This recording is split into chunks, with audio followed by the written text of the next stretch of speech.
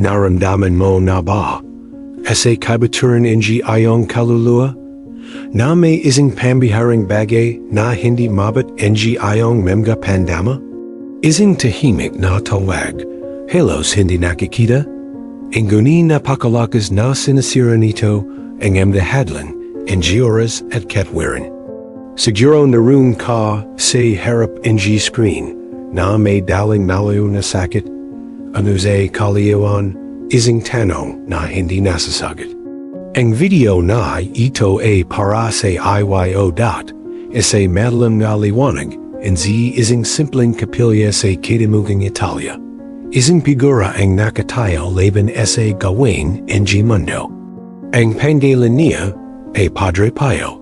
Mula sa marang edad, nakadama siya ng mahiwagang mga panyaya. Mula sa banal na presensya, mga pangitain ni Kristo, ang bigit ng mga sagradong sugat sa kanyang katawan, ang sakit ng pagtubos sa mga kasalanan ng iba. Ang guwani hindi ito palaging nonawan. May mga tinig ng katahimikan, pagpuno, pag-ianala. Gayunpaman, ang kanyang pananampalataya ay isang tanglaw at ang kalangitan, isang daluyan ng mga palatandaan na walang sinaman, maring bail. Walain, isasalisay natin ang kuwento. Ng limang mapagpasyang palatandaan na minarkahan si Padre Pio. Mga pangyaring napakahanga-hanga, napakamalino, na imposibleng bailwalin in mga ito. Mga palatandaan ng mga ito na hindi kailanman napapawi sa puso ng mga saksi sa mga ito. Ang bawat isa sa mga sandaling ito ay maging isang panyaya sa pananampalataya, sa pagpagaling, sa presensya ng isang pag-ibig na lumalampas sa nakikita. Handa ang iyong puso sa paglalakbay na ito, makikilala natin ang nasa tabi niya. Ang mga prail sa San Giovanni Rotondo, ang mga peregrino na milas ay light years ang layo, at maging ang agam na nagtangkang ay decipher ang hindi may paliwanag. Pag-usapan natin ang tungkol sa mga himala, panalangin, pananampalataya, banal na proteksyon. Bawat salita ay maging hininga ng Gaza Jesa. Ang gayon isipin ang tanawin, isang molap na gabi. Ang kampana ng kapilya ay tumunog sa malayo. Isang dalaga, nababagabag, ang nagpapitong ng kanyang nanginginig na mga daliri sa malamig na baro ng confessional. Nagdadala siya ng imposibleng kalangkutan. Padre Pio, bulong niya, as sandaling lamuhad siya, naramdaman niyang tinawag ang kanyang panggalan. Isang sagradong sandali na magpakailanman ay magbabago sa kanyang relasyon sa kanyang sarili. Binuksan namin ang simbolikong imahen ito. Hindi ito isang script tungkol sa manggawang laman na himala. Ito ang kwento ng kalakasan ng nasubitin na puso. At ayon ang dahilan kung bakit, sa video na ito, inanyayahan ka naming lumakad kasama namin. Apang masaksiyan, sa pamamagitan ng gamata, ng nakakita at nakarinig na ang magpalatandaan. Na ayon ito, na hindi ito nagkayaan sa susunod na ilang segundo. Simulan natin ang pagsisid na ito sa pangarara na kalakuan ng biyaya. Una, na kang madamamoing emotional, halos physical, bigit ang tinatawag ng marami na ang hindi may paliwanag. Parang pagpasak sa isang kapilya, kung saan ang katahimikan ay tumitimbang sa dibdib. Gayunman, isang echo ng pananampalataya ang umaling gafanga na nagahanda ng lupa para sinlaymang tanda na sumasalangit sa lohika ng dao. Ang mundong nakapalibaw kay Padre Pio ay hindi binubo ng malalaking katedral o nakasisalaw na mga dao. Ayon ang mundo, NGM kamalilit na bata, na di nakikita. Esma dinagdarusa sa katahimikan. SK nayon ang Pietrelcina, kung saan siya ipinanganak. Ang bawat bato isa'y sangin, ay nagdadala, ang panalangin, and naghihirap na ina, mapagpakumbong. Magsasaka at batang walang pa. Ang pananampalataya ay hindi isang teorya. Ayon ay paging. Ayon lang ang natatayaray sa batayang ito lumakay si Francesco Forgione. Ang batang tatuaging Padre Pio, esa marang edad, ang kanyang relasyon sa Banal, ay hindi sumunod sa karaniwang landas. Habang naglalaro ang ibang bata sa bukid, tahimik siyang umatras. Nakikipag-usap kina Jesus at Maria, na tela nakikipag-usap sa nalalapit na kaibigan. Naging Pelagian ang pangitain. Ang gani ang ito ay hindi lamang pangitain. Andem, ito ay maliwanag, tunay, at malalam na karanasan. Ang kanyang ina, si Grazia, ay isang bebeng may pananampalataya. Ang ni nakalilito. Madalas kayo siyang makita na nakaluhad sa sahig ng kanyang silid.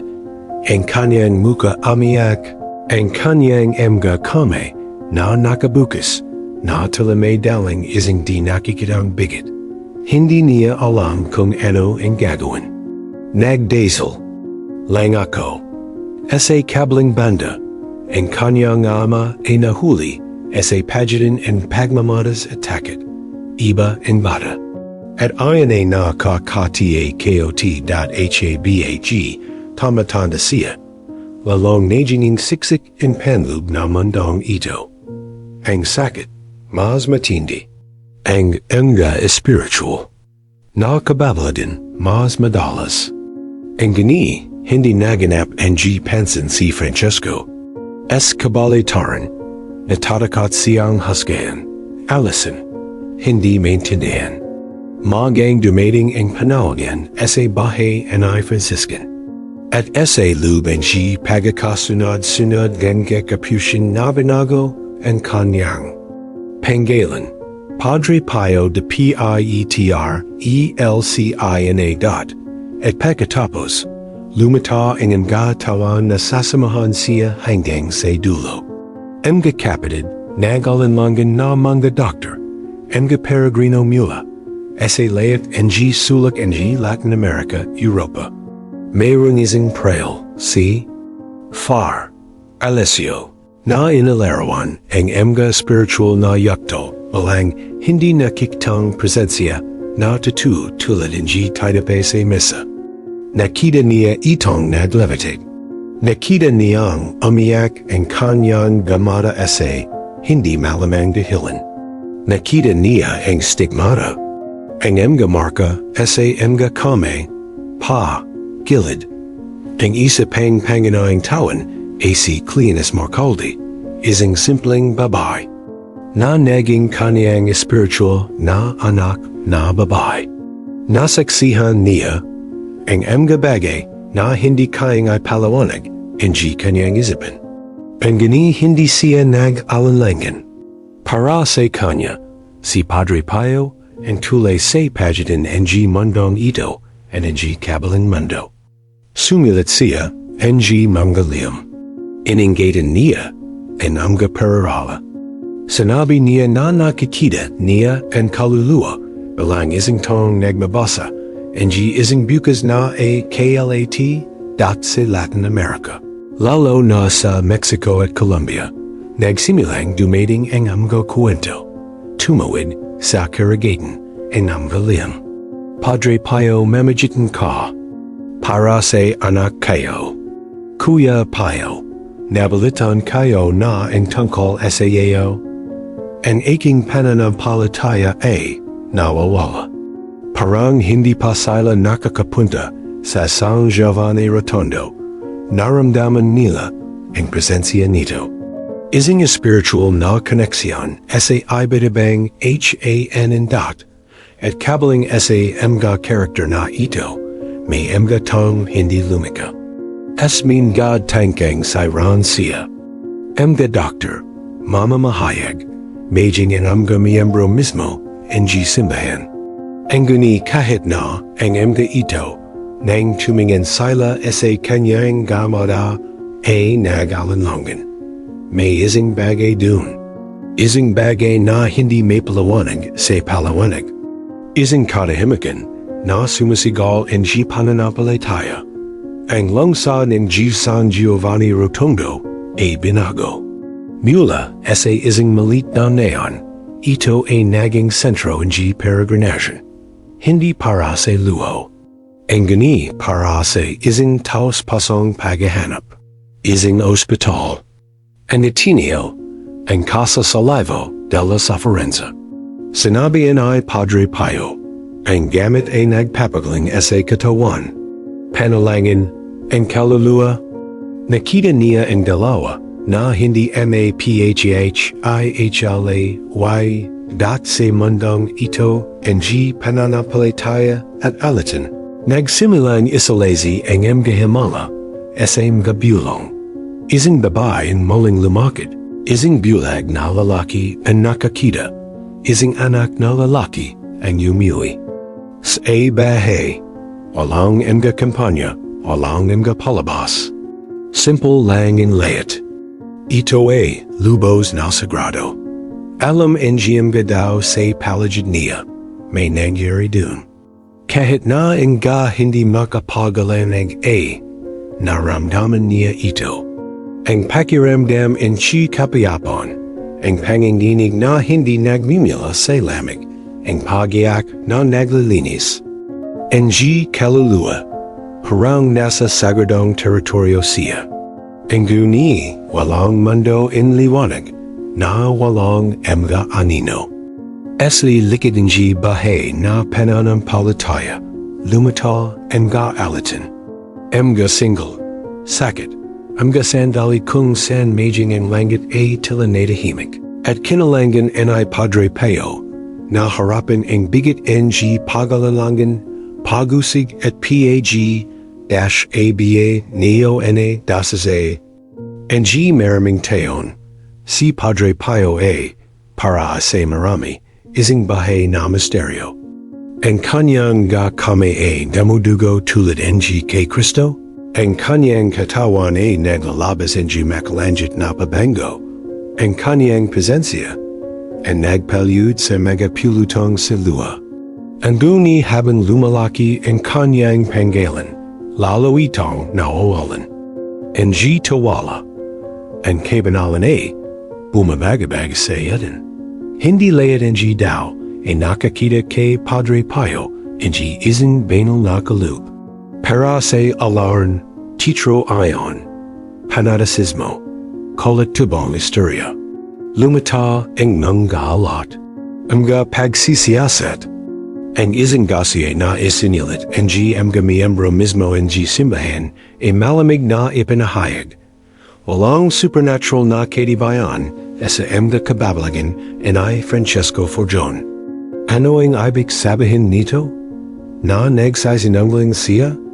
Sino ang nagpanggap ang sugat? Nanatiling tahimik si Padre Pio. Ang kanyang puso ay damudugo ng higit pa sa kanyang mga kamay. Paano may paliwanag and hindi may paliwanag sa mga taong ayaw makinig? Ang Vatican, sa ilalim ng pangdigibit ay nakialam. Pinatahimik nila siya. Sa loob ng maraming tayon, pinagbawalan siyang magdawang ng mga pampublikong misa, magdapatin siya tapit, magsalit ng mga spiritual na lim. Siya ay nakakulong.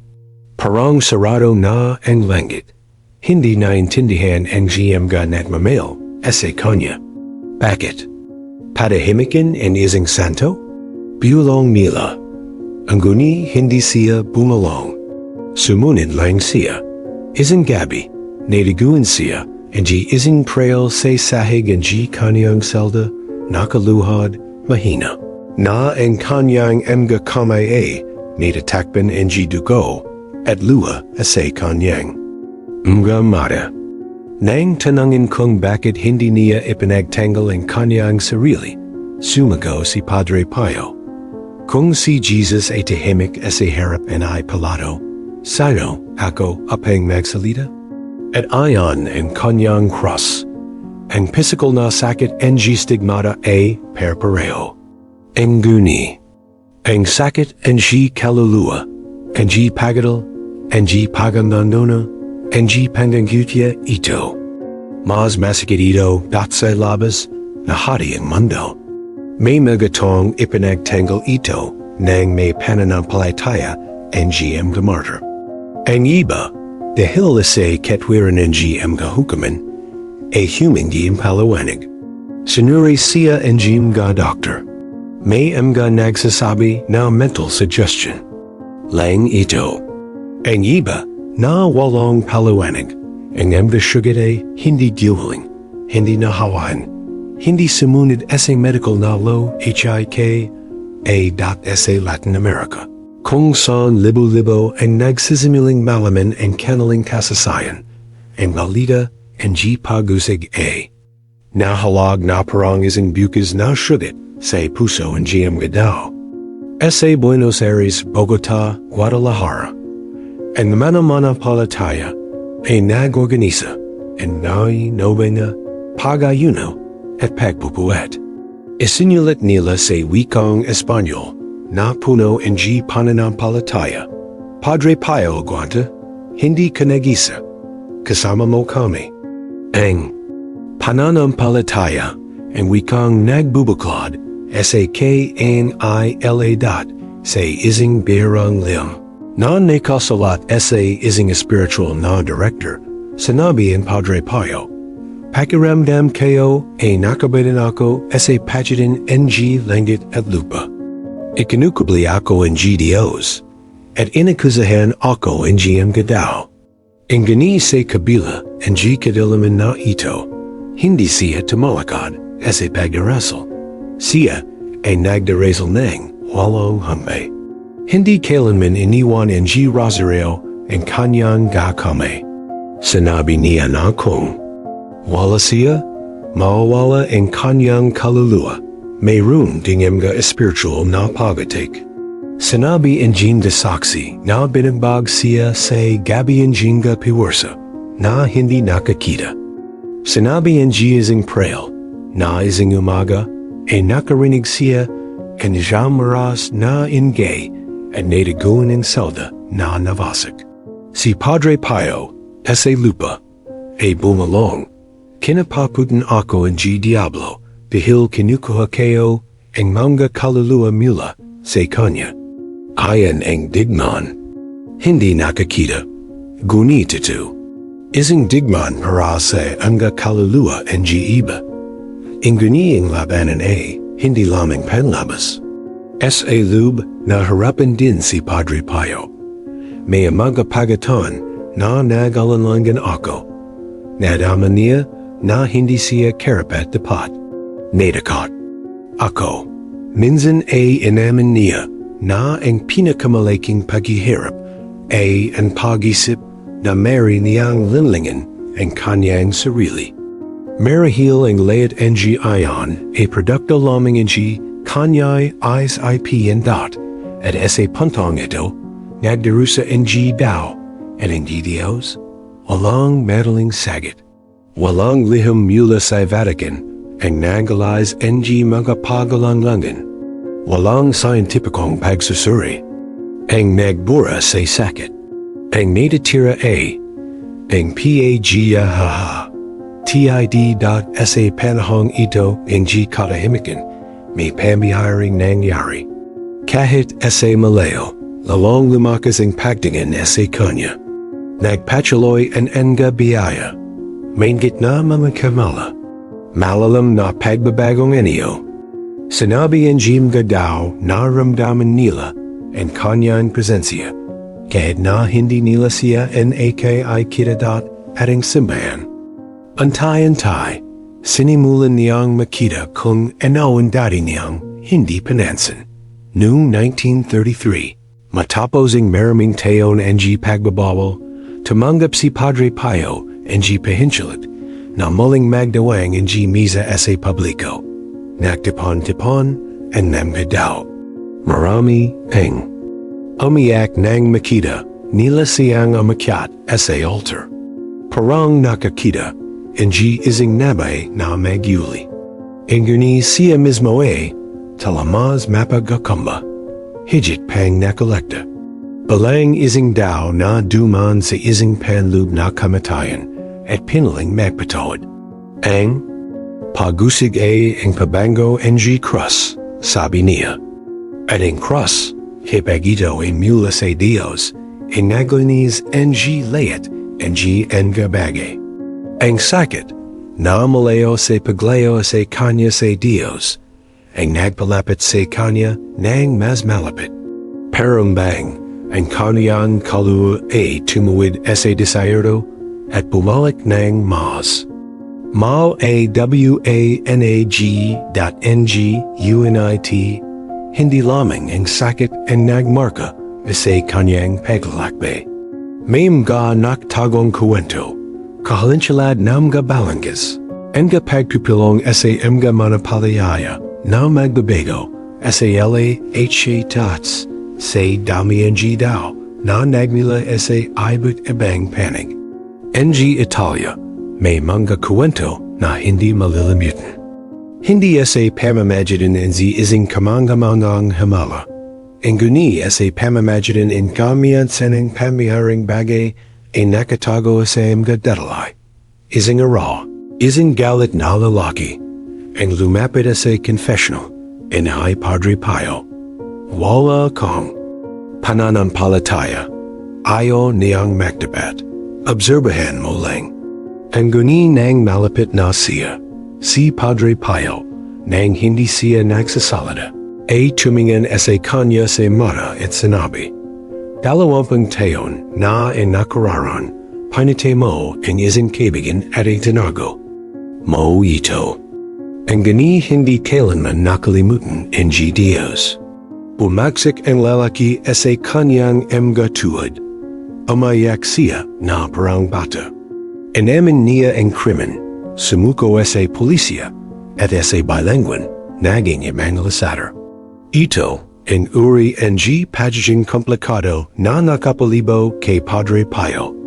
Hindi lang siya isang altar saint.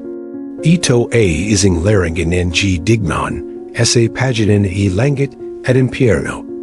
Mayroon ding mas banayad na mga regalo.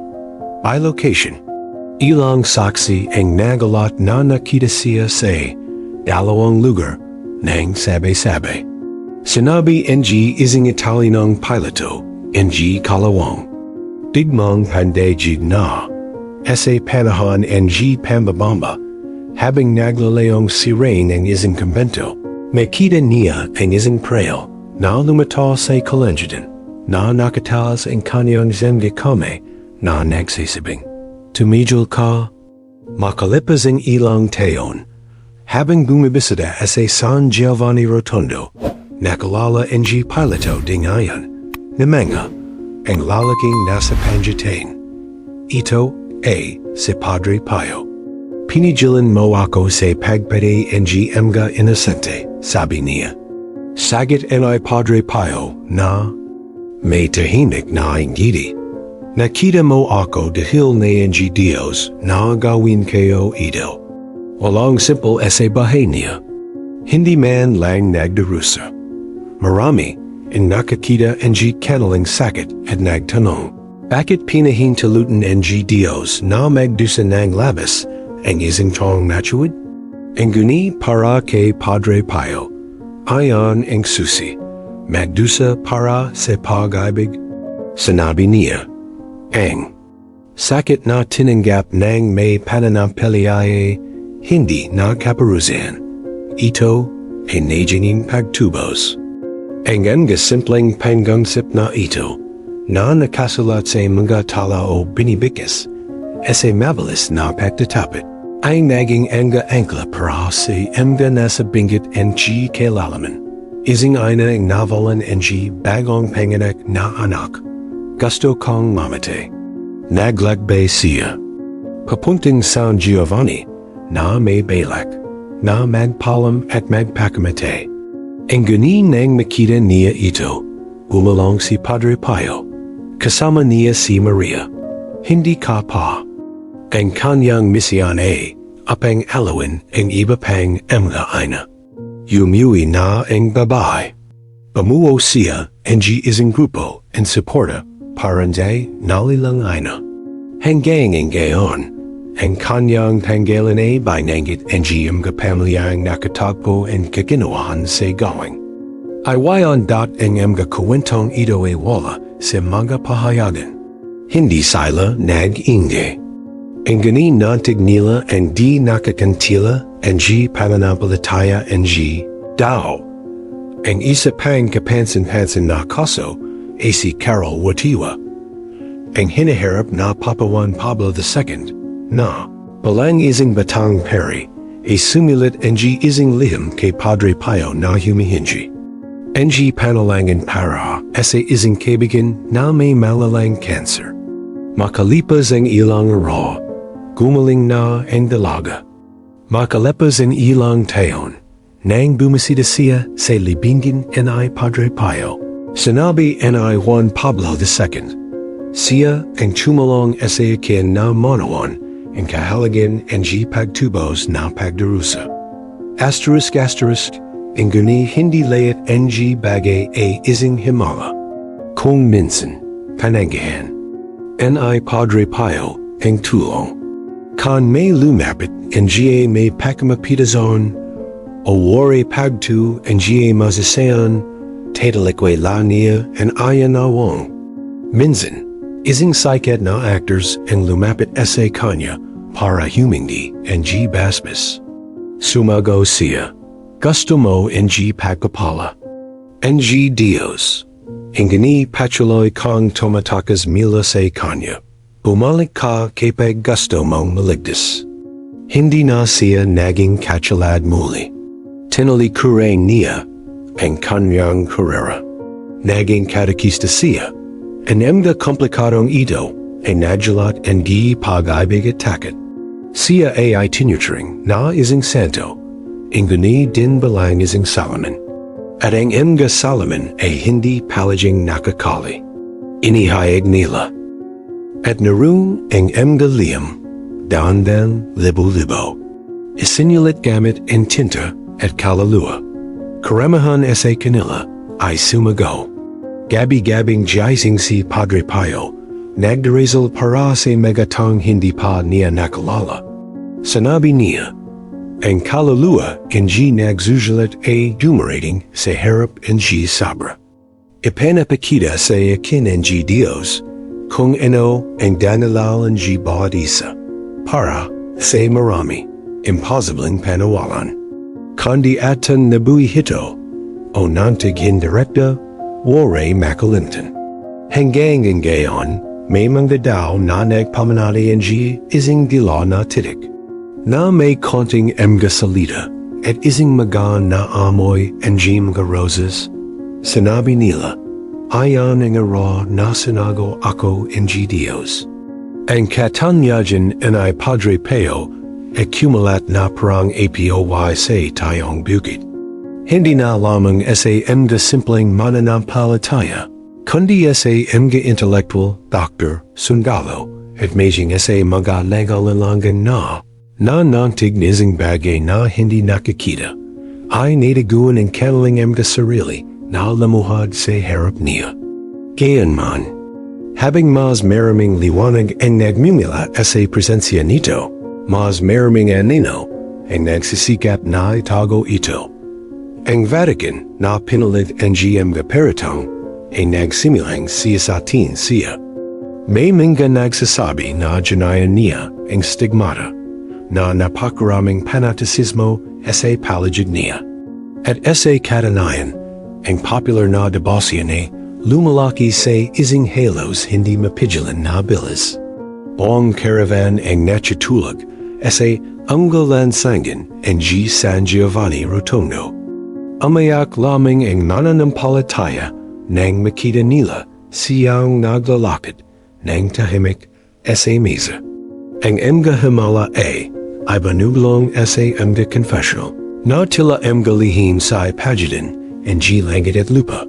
Ang guni ng ipagbawal siya ng mga authorized ng simbahan. Na magdawang ng mga pampublikong misa at makinig ng mga pagditapit ang komento ay nahalog sa isang masakit na katahimikan. Tinanggap namin ang Padre Pio. Hindi niya ipanagtanggol ang kanyang sarili. Hindi siya nagsusulat ng nakakainis na liham. Nagdasal lang siya ng higit pa. Tahimik lang akong nagdusa. At sinabi niya sa kanyang mga espiritual na anak, kung ang iglesia ay kay Kristo, malalaman niya kung paano kilalanin ang katatahanan. Sa panahong ito, hindi katahimikan marami mga pinakamalilim na pagpagaling ang naganap. Hindi sa katawan, kundi sa kaluluwa. Ang mga tang dati ng naganakikang himala ay nagsimilang maramdaman. Sa pag-alala na may isang bagay sa loob nila na nagbabago, isang batang doktor, nagalanlangan, ang nagpantarun apang samahan isang pasyente. Anya, atheist daw siya. Kanguni ng linggong ayon ng hindi makarating si Padre Pio, humasok ang doktor sa kapilya. Umupo siya sa likuran, at nananood lang siya. Huling araw, isinulit niya sa kanyang talaruan. Hindi ako nakakita ang himala. Naramdaman kong nakatingin sa akin ng Diyos mula sa loob. Hindi kayo may paliwanag kung paano. Ang pananampalataya ay lumago hindi sa kabila ng katahimikan, kundi dahil dito at sa kontekstong ito nagsimilang lumitaw ang mga unang lalat ng mga himala sa Malayo. Ang mga tangandi nakakasama ay Padre Pio ay nanaginip tungkol sa kanya. Nakakita sa kanya sa mga pangitan na mo'y pabango ang mabawanag sa silid.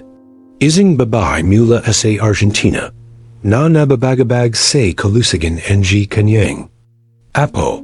Ang nagalat na nakakita siya ang isang lalaking may makapal na balbas sa kanyang bahay na may hawak na rosaryo. Nang tanangin kung sino ito, sumagaw siya. Prayo lang ako. Sinugo ako ng Diyos. Kinabakasan ay gumaling na ang dalaga. Ang ganitong uri ng patado ay dumating sa mga lim na isinilit ng may nangingining na damdamin. Kadalasan ay nilagdan. Lamang hindi. Isang mapagasalanit na aina. Isang ligtas na makasalanan, isang kaluluwa na yumuwi na. Ang simbahan na napaharap sa napakaraming esperal na ebidensya at sa hindi may paglalanganan na pagugali ni Padre Pio ay nagsimilang. Umatras, antay-antay na siyang nabalik. At ang kanyang katanyagan para sa kabanalan na ingayon ay kinikilala ng may higit na pagalang, ay lumago ng may pagalang. Kuni ang punto ng pagbabago ay hindi pagibaba ng institution. Ito ay ang tingin ng isang daw na nakikita sa kanya. Ang isang refleksyon ng nagdarusa na si Kristo, maling natuklasan ang kanyang sariling land as dat sa sandling ito, nagbago ang San Giovanni Rotondo. Mula sa isang malit na bayan na nakalimutan sa mapa, ito ang naging isang lugar ng pagkapulong sa pagitan ng sakit ng zao. Libo-libong pagtatapit sa isang linggo. Mga misa kung saan tila nasuspindi ang oras. At isang kapaligiran. Ang siksik na katahimikan, kung saan kahit ang mga hindi nananiwala ay naramdaman, may tumatawag sa kanila. Ganun pa rin si Padre Pio, napagkokamba, nakolekta, Matatag. Goni may ising bagay. Say kanyang muka ibang liwanag. Ising tahimik na pakapagad. Parang alam niyang nabos na en oras niya. Sabi niya, malapit na akong umalis. Ingana imaging mas malapit ako sa iyo kaysa ngayon. Sapagkat ang kamatayan ay hindi katapusan. Ito ay isang bagong uri ng serbisyo. Lamang. At tinupad niya ang pangakong ayon, pagkatapos ng kanyang kamatayan noong 1968, mas maraming alat, pagitain at pagpagaling ang nagsimilang lumitaw. Mga ospital na itinatag sa pamamagitan ng kanyang direktang inspiration. Mga komunidad na ipinanganak nila sa salpak ang kanyang bahay. At isang bahay na pananampalataya na lumago hindi sa pamamagitan ng tanawin, kundi sa pamamagitan ng tahimik. Na pagbabagong anyo na pinakon nito, hindi siya malayang santo. Siya ay isang tao na may bagbag na mga kame, na may tunay na sakit, na may nakatagong luha, at gayon pa man may kakayang pasanin and pagdarusa, hindi panaparang ito ay kanyang sarili. Ang sakatahan na ito ay marahil ang kanyang pinakadakiling. Himala, sa paket ng tumingin sila sa kanya, hindi lamang isang daw ang nakadaan mga daw. Nakita niya kung ano ang magagawa ang pag-ibig sa isang taong nagsasabi ng oo sa Diyos. Kahit na ito ay nagkakahalaga ang lahat. Tala demulas ang oras, sa mga daliri ay Padre Pio, ingani hindi niya ito nilabanan. Ang kanyang kalusugan ay nangina. Na, ang kanyang katawan ay minarkahan hindi lamang ang GMGA stigma, kundi ang pagkapagad ang isang bahay na sumuko. Sa kabila nito, hindi pa rin nagbabago ang kanyang routine. Maga siyang gimagizing ang alas 3 hindi umaga para magdasal. Walang katapusang pagtatapit. Ang gamisa kung saan sin, umiyak nang walang nakakanawa kung bakit. Parang may nakita siyang lampas noong 1956. Ang isa sa kanyang pinakdakalang ang gagawa ang abuo, ang ospital na Casa Salivo della Sofferenza, ang house for the relief of suffering. Sabi niya, yung mga nagalaga ang katawan, oo. Higit sa lahat, ang pagaling ang mga kaluluwa. Hindi ito isang ordinaryong proyektong medical. Ito ay isang spiritual na kilos. Isang ospital na pinagisa ang pananampalataya, agam at pakikirame. Marami ang nagtataka kung paano ang isang prayo na walang mga mapakukunan ay nagtayo ang gayong ang granding gawain. Ang sagat ay palaging nasa perhong lugar. Ang providence ay hindi kailanman nabago. Dun, sa pagitan ni mga pudding pater, ang napagmalasakit na mga kame, libalabong daw, ang nakatagbo ang pagpagaling. Higit sa lahat, nataguan nila ang kahulugan ang sakit. Nagsimulang magkalan si Padre Pio sa mundo. Ingani ginawa niya ito nang may katahimikan. Sinabi niya sa mga dumalo sa kanya, Manalangin kayo, pag-ibig, huwag mag-alala. Ang Diyos ay may control kahit na ang lahat ay talawala sa lugar. At tulad ng sa bawat dakilang spiritual na paglalakbay, gayon din ang kapapasya. Si Padre Pio ay nakipag-usap ng direkta sa ilan, sa iba sa pamamagitan ng metapora. Ang gani, alam ang lahat. Alam niya kung kailan siya alas minsan. Sa pagdingin sa mga mata, ang isang talaga na nagtanong kung makikita niya. Itong nguli, sumago siya. Dito baka hindi. Sa idas, huwag mong kalimuting hanapan ako. Maghihintay ako. Napakatahimik. Ang mga katagang ayon. Hindi siya natatakatse wakas. Pawi na ako dot. Kahit hindi na siya makalakid ng matatag. Kapag mabigat ang kanyang paginga at pagod na ang kanyang namata, binuksan pa rin niya ang kanyang gabraso upang salubungin. Naglaro, panagpalayito, nakinig, parang nitong ang nakarang. Araw, mas naging transparent siya, mas konting katawan, mas maraming espiritu. Noong September 23, 1968, alas 2:30 ng madaling araw, napabantang wininga si Padre Pio. Siya ay 81 taong gulang. Simple lang ang kanyang salita. Jesus, Maria, tahimik ang silid. Ang gani talananginginig ang mundo. Libulabong daw say ibabang bansa. And nagsabing nakaramdam sila ang lamig. Hindi sinasadyang luha. Pabango ang mga bulakak na pamupuno sa hangin. Parang binabalon ang langit. Yumiwi na ang alapin. At pagkatapos, isinhuling amala. Sa oras ang kanyang kamatayan. Ang stigmata na minarkahan ang kanyang katawan sa loob. Hindi siya sa 50 taon ay ganat na nawala.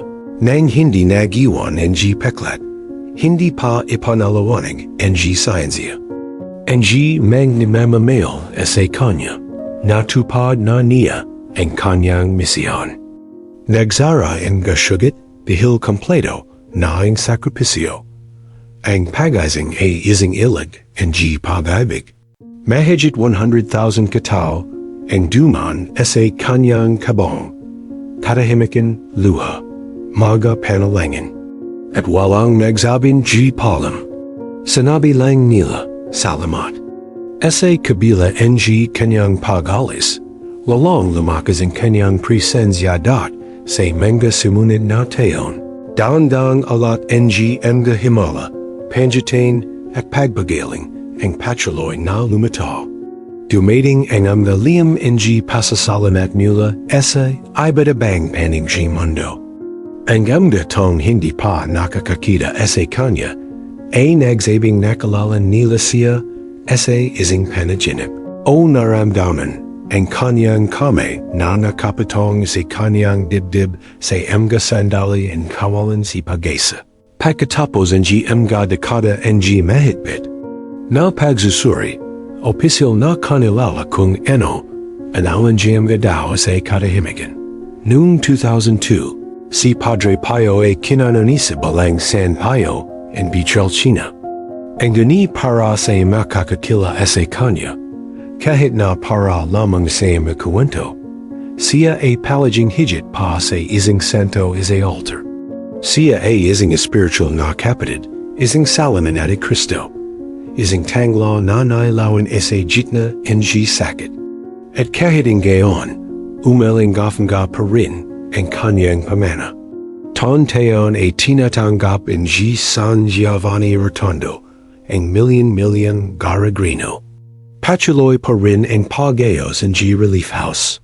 At ang kanyang tahimik na muka sa mga mata ang hindi nakakita.